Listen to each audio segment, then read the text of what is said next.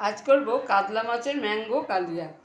কাতলা মাছের পিস তিনটে বড় বড় করে কেটে ভালো করে ধুয়ে নুন হলুদ মাখিয়ে কড়াইতে তেল দিয়েছি। তেলটা গরম হয়ে গেছে।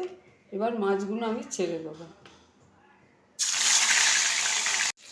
এবার গোটা আমটাকে পেস্ট করে নেব।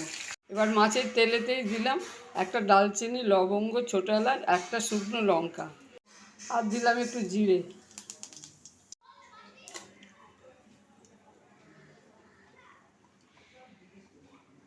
এবার দিলাম একটা পেঁয়াজ, মিহি করে কাটা একটা পেঁয়াজ দিলাম।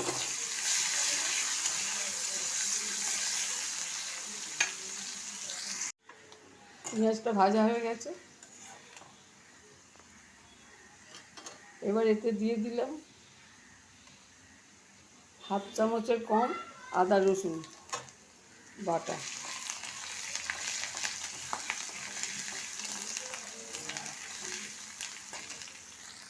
এবার দিয়ে দিলাম টমেটো পেস্ট।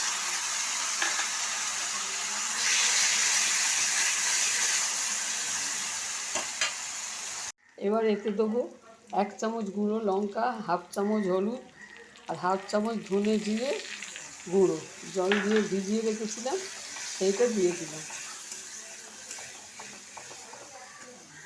তেল ছেড়ে এসছে। এবার দিয়ে দিলাম জল, পরিমাণ মতো নুন দিয়েছি।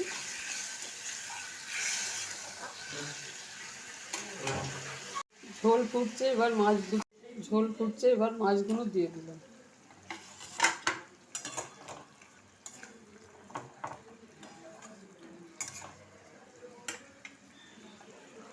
আমের যে কাজটা করেছিলাম দিয়ে দিলাম।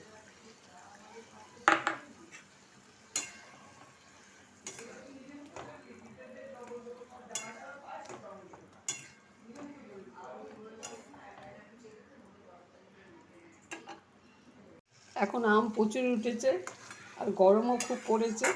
আপনারা একবার এই ম্যাঙ্গো কালিয়া করে দেখবেন, খেতে খুব গরম ভাতের সাথে খেতে খুবই ভালো লাগবে।